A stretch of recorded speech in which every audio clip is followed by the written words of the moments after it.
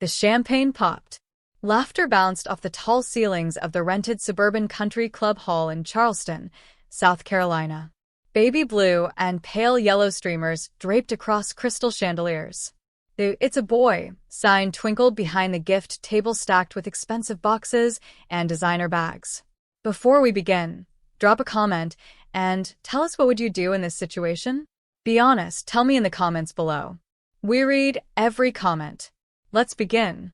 I sat quietly at the far end of the long banquet table, between a chipped ice bucket and an unused place setting that didn't have a fork. "Keep your chin up, Camila," I murmured to myself, running a thumb along the condensation of my untouched water glass. I had arrived on time. I had dressed modestly but well. Navy blue blouse, gray trousers, hair pulled back neatly. Not a designer label, sure, but clean, ironed, and respectable. But that never mattered to my family. Across from me, my mother sipped her mimosa, with her pinky lifted unnaturally high. "You see what she's wearing?" she whispered to my Aunt Karen, not even attempting to lower her voice. "Always so plain.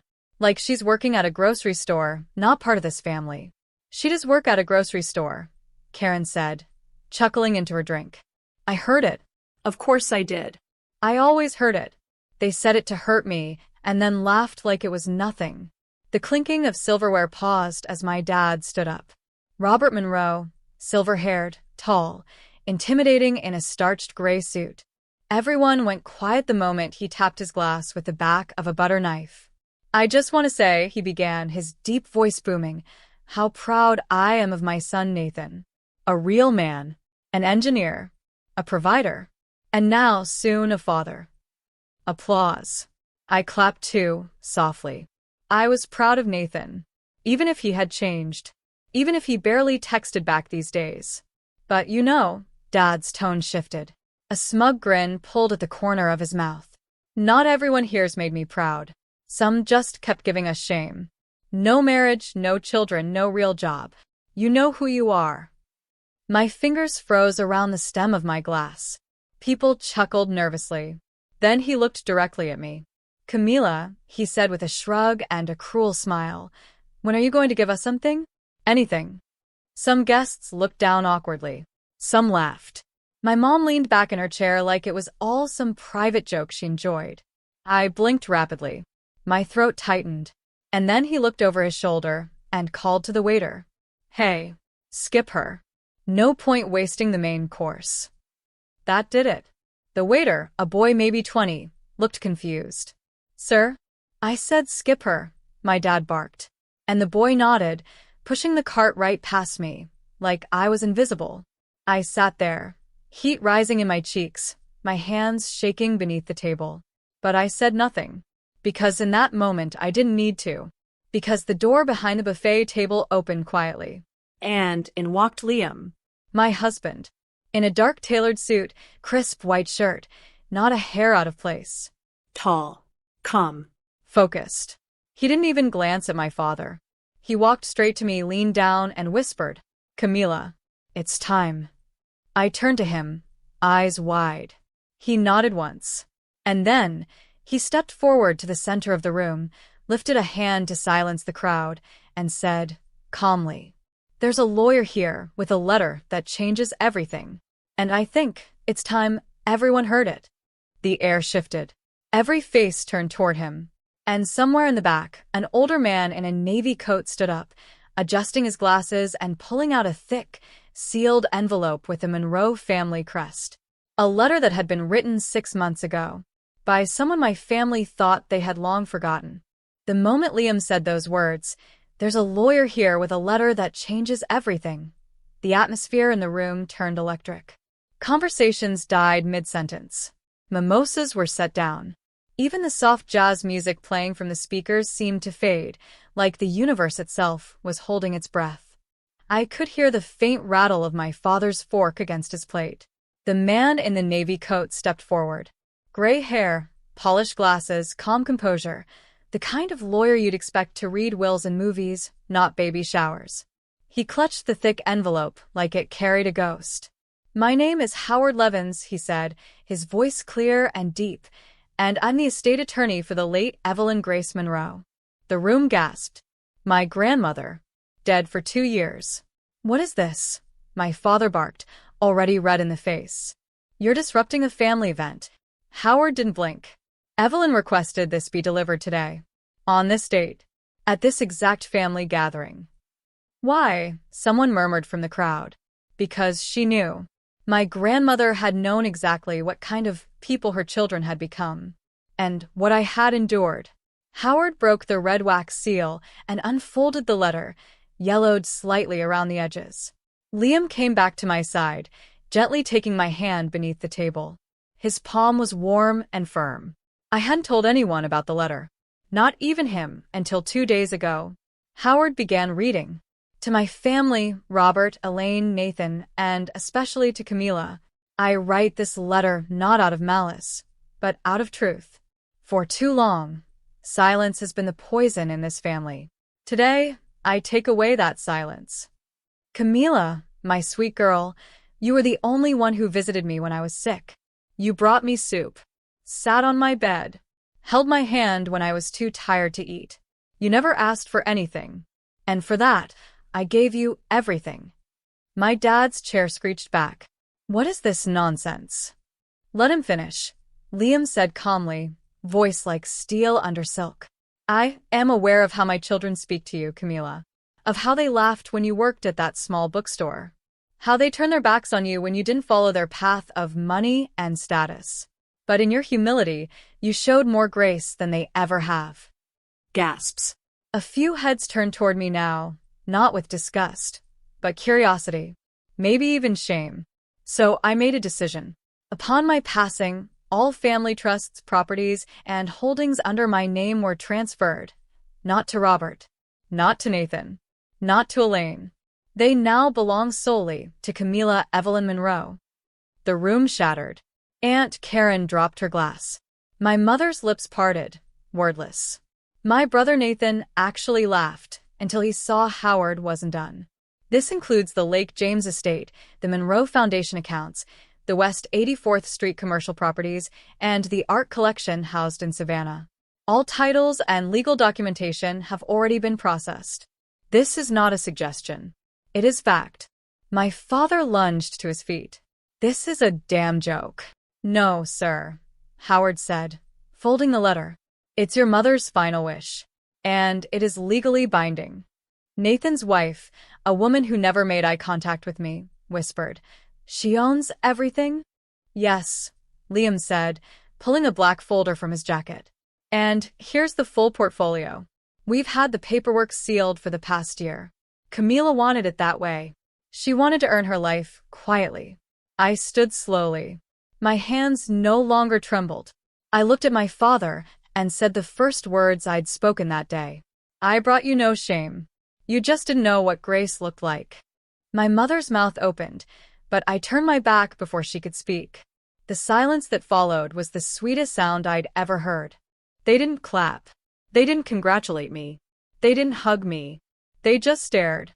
I didn't need their applause. Not anymore.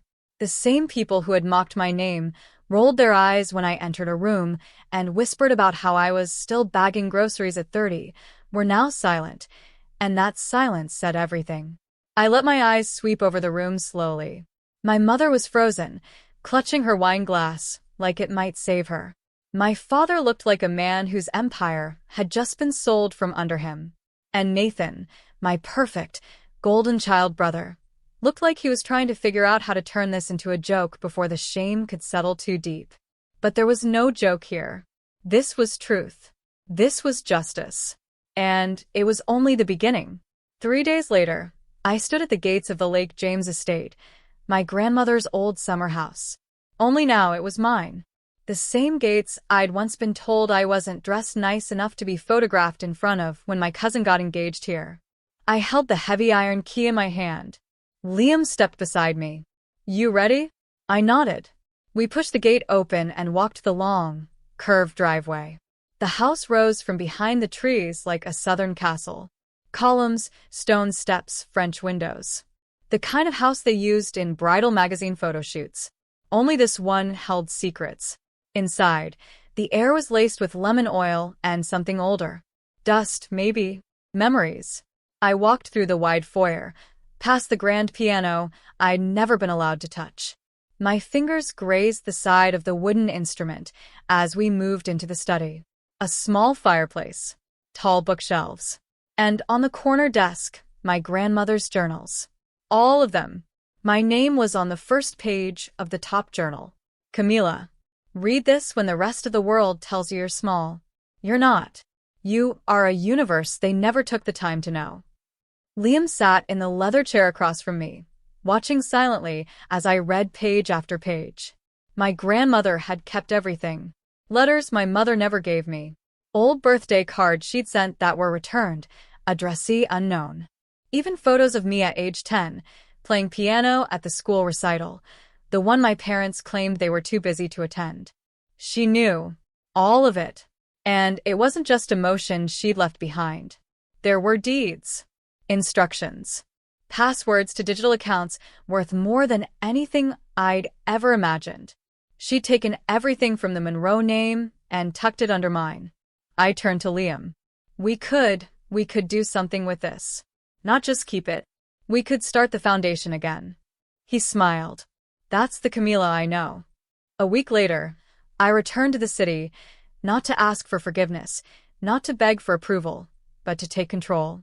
I walked into the Monroe Foundation office wearing a fitted black dress and low heels, my hair down for the first time in years.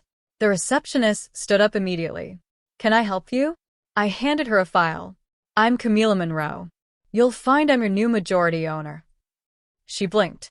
We weren't notified of any change. You are now. Liam stepped in behind me and handed her a legal folder stamped and notarized. I didn't flinch as I walked into my father's old corner office. He was inside. He stood as I entered. Camila. Dad. He blinked. What is this? This, I said, placing the folder down, is the board transfer. I'm assuming your team hasn't opened your email yet. He opened it. He read. And I watched him crumble. He wasn't yelling. He wasn't mocking. He was quiet. For the first time in my life, he had nothing to say. I leaned on the edge of his desk. You once told the waiter to skip my meal. You once told me I brought nothing but shame. You were wrong. I didn't bring shame. I brought change. And this family's going to need it. Nathan didn't take the news well. Not at the foundation, not at the estate, and definitely not during the emergency family meeting he called 2 nights later. He wanted to save face, I could tell. He'd sent out a group text. We need to clear the air. Camila's overstepped. Overstepped? They thought I was the one who went too far? The meeting was at my parents' home. I arrived alone this time. Liam stayed back, giving me space, knowing I needed to face them without armor, just truth. When I stepped inside, they were all already there.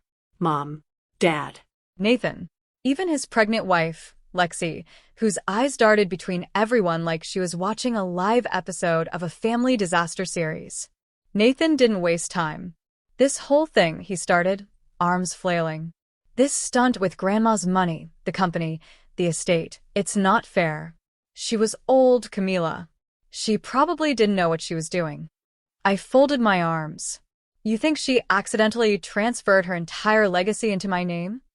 He scoffed. It doesn't make sense, doesn't it? I said quietly. You all ignored her. You treated her like a burden. She wasn't confused, Nathan. She was clear. And she wanted it this way. Dad sat stiffly at the head of the table, lips pressed tight. He hadn't spoken since I walked in. Nathan leaned forward. Camila, just give back something. At least the downtown property. I was going to expand my office there. I cut him off. You mean the one she said you never visited her in when she lived there during her final year? That one. He blinked. His jaw clenched. I'm not here to make things right with you, I said. I'm here to continue her legacy. But if you're ready to work under me and do something useful with that pride, I have a position for you. You want me to work for you? He hissed. You mocked me for working retail, I said. Let's see how humble you are now. Mom slammed her glass on the table. Enough. This family is crumbling. Camila, you're tearing us apart. No, I said, my voice low but firm. I'm exposing what was already broken. Dad finally spoke. What do you want? He said. No fire. Just defeat. I turned to him, eyes sharp. I want the truth to be spoken aloud. Just once. Admit what you did to me. Admit the shame wasn't mine. Silence. Then, after a long breath, he said it. I was wrong. That was all. But it was more than I'd ever heard in my life. Later that night, Liam and I sat on the back porch of the Lake James estate. The moonlight spilled over the lawn. I watched the ripples on the lake's surface, my fingers wrapped around a mug of hot tea. You okay? He asked. I don't know, I said honestly. I thought it'd feel like a victory, but it just feels quiet. He nodded. Because healing is quiet. Loud comes later, when you build something better from the ruins. I leaned into him, my head on his shoulder. They'll never love me the way I wanted them to. No, he said. But maybe now, you can start loving yourself the way they never taught you to.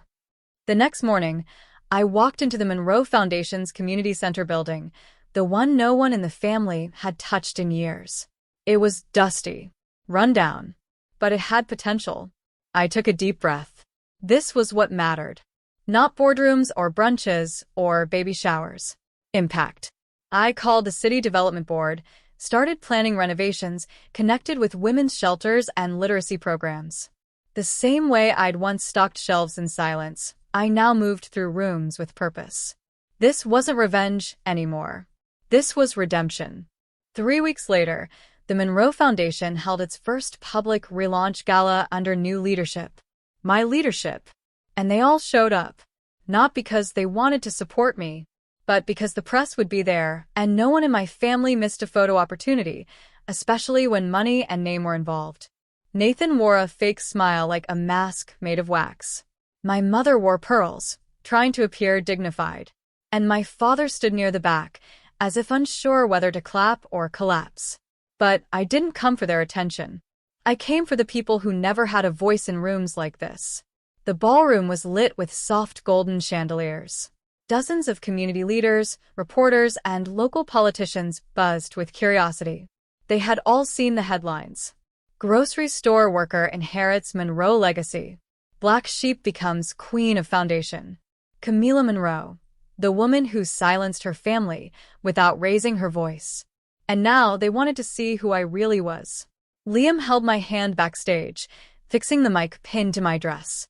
You don't need to prove anything tonight. Just speak. I smiled at him, my nerves calmer than expected. I'm not proving. I'm planting seeds. Then the host called my name, and I walked onto the stage. Applause. Flashing cameras. Dozens of eyes. But I looked straight ahead and began. I wasn't supposed to be the one standing here tonight. I said into the mic, at least, not according to the people who raised me. People shifted in their chairs. For most of my life, I was the afterthought. The disappointment. The one they told waiters to skip. The one who didn't deserve a chair at the table. Some of you may know what that feels like. I paused. Let the silence land like a truth bomb. But the thing about being invisible is, you learn to see everything. You learn how real power doesn't always look like loud voices or expensive suits. Sometimes it's in quiet service, in kindness, in showing up when no one else does. The room leaned in. My grandmother saw that in me, and she chose to trust me with this legacy, not because I had titles, but because I had heart.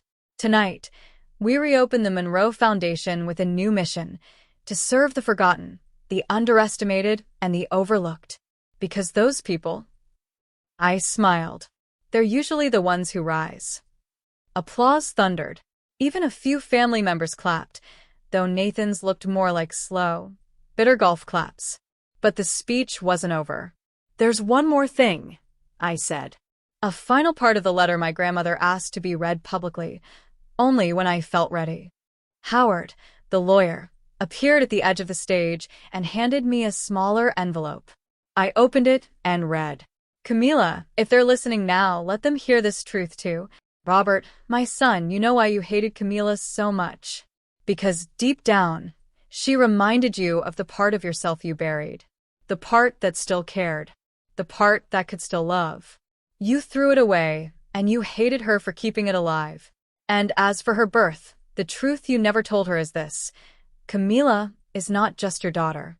She is also the only one of your children born from love, not obligation.